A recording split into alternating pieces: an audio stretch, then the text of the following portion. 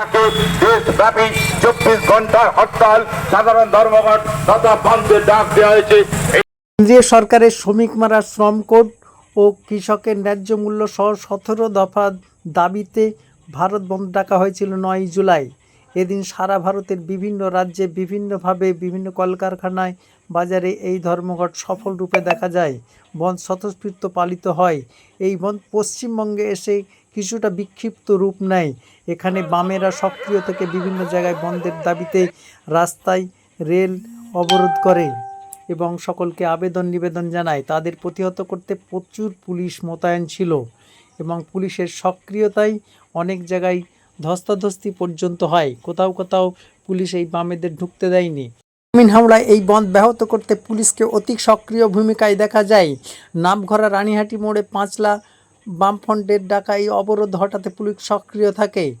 এরপর ফুলবাড়িয়ায় বাম সমর্থকদের পুলিশ নানানভাবে বাধা দিতে থাকে।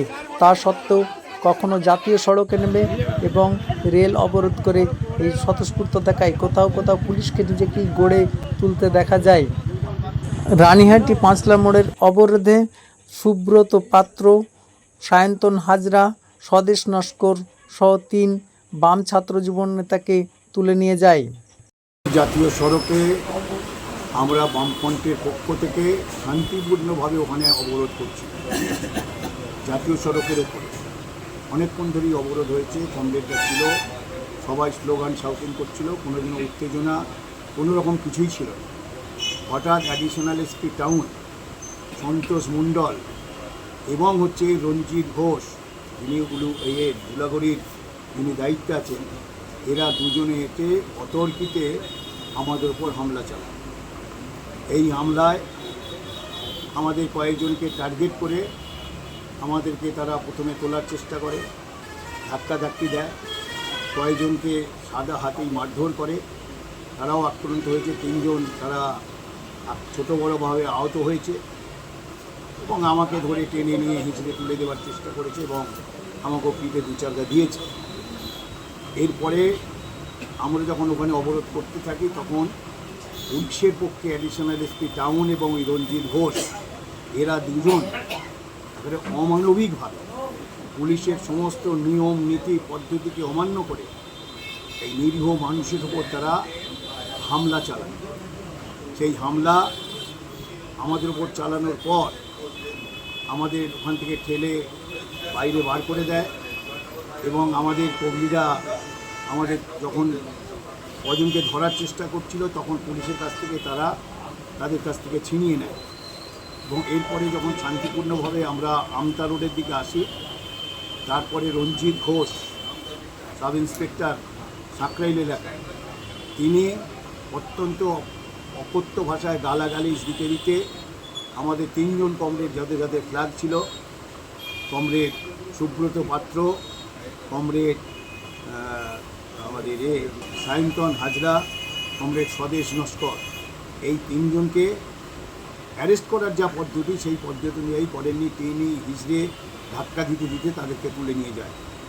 আমরা পাশে দাঁড়িয়ে এর বিরুদ্ধে প্রতিবাদ করি, অবিলম্বে তাদের গ্রেপ্তারের বিরুদ্ধে আমরা মানুষকে বলি এবং পুলিশকে আমরা ধিক্কার জানাই যে তাদের এই ধরনের অতর্কিত হামলায় বা আক্রমণ শান্তিপূর্ণ আমাদের অবস্থানের ওপর গণতন্ত্রকে এবং আমাদের ধর্মঘট করার যে অধিকার, যা সাংবিধানিক অধিকার এবং ভারতবর্ষের ক্ষেত্রে আন্তর্জাতিক লেবার কোডে 3 যে ধারায় আছে আমরা ধর্মঘট করব, ধর্মঘট করার অধিকার আছে, সেই অধিকারকে হরণ করার জন্য পরিকল্পিতভাবে শান্তিপূর্ণ আমাদের এই অবরোধের উপর তারা আক্রমণ করে।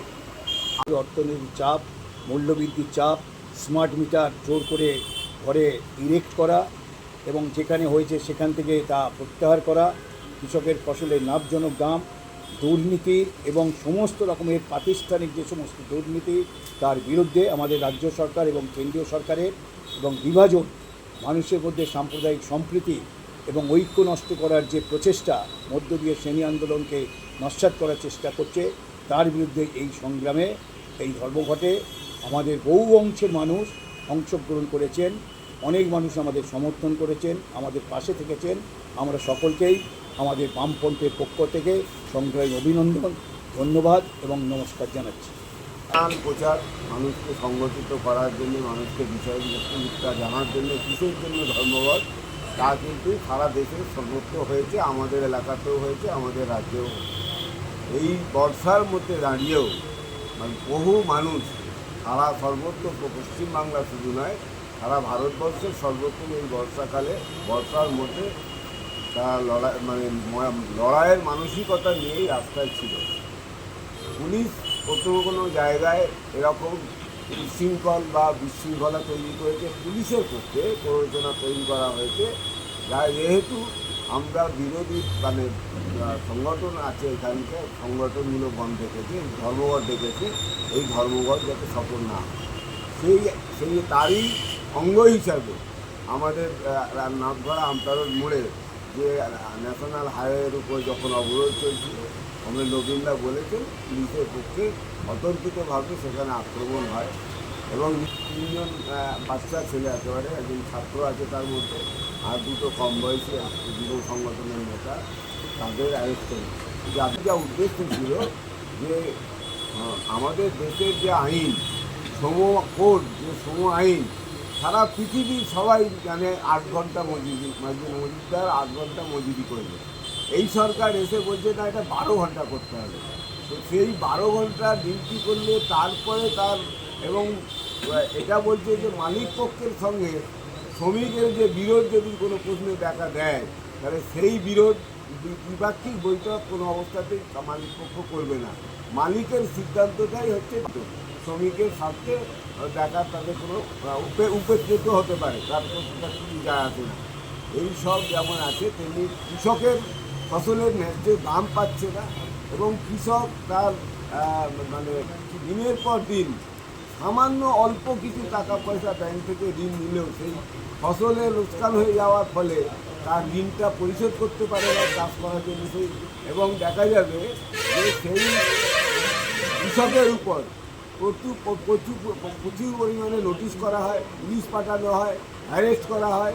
এইসব নানান ভয়ে গত 14 সাল থেকে আজ পর্যন্ত কয়েক লক্ষ কৃষক সারা ভারতবর্ষে তারা কিন্তু আত্মহত্যা করেছে। আর শ্রমিকের যে অর্জিত অধিকার, সেই অধিকার সমকোটের মধ্য দিয়ে, সাংবিধানিক পরিকাঠামোর মধ্য দিয়ে যে অধিকার শ্রমিকরা পেয়েছে, সেই অধিকার ছিনিয়ে নেওয়ার একটা পরিকল্পনা কেন্দ্রীয় সরকার অলরেডি শুরু করেছে। তারই বিজেপি সরকার এবং তৃণমূল সরকার তাদের যে মানুষ মারা নীতি, তাদের শ্রমিক মারা নীতি এবং কৃষক মারা যে নীতি, তার বিরুদ্ধেই তো এই ধর্মঘট। শ্রমজীবী মানুষের অধিকার রক্ষার জন্য এই ধর্মঘট। সেই ধর্মঘটকে সামগ্রিকভাবে আমাদের যা উদ্দেশ্য ছিল বামপন্থী সংগঠনগুলো, কৃষক এবং শ্রমিক সংগঠনগুলো, যে মানুষকে অ্যাওয়ার করো, সচেতন করো এবং মানুষ যাতে সচেতন হয় তার ব্যবস্থা হয়েছে, অবরোধ হয়েছে। এই অবরোধ সারা পশ্চিমবাংলার যেখানে যেখানে সম্ভব হচ্ছে সেখানে। সুতরাং সামগ্রিকভাবে আমাদের পাঁচলার কমরেডরা অত্যন্ত দায়িত্ব নিয়ে সেই কাজ করেছেন। সুতরাং আমরা যারা এই রাজ্যে অবরোধে যারা ছিলেন, তাদের আমাদের পক্ষে সংগঠনের যারা কর্মী সমর্থক ছিলেন, তাদের আমরা সংগ্রামী অভিনন্দন জানাই। সেই সঙ্গে অভিনন্দন জানাই যে এখানকার মানুষ, সাধারণ মানুষ, তারা কিন্তু একটা ভালো রোল আমাদের পক্ষে কিন্তু নিয়েছিল। কিন্তু পুলিশের যা ভূমিকা, যা শাসক দলের পেটুয়া হিসাবে যে কাজ তারা করেছে, সুতরাং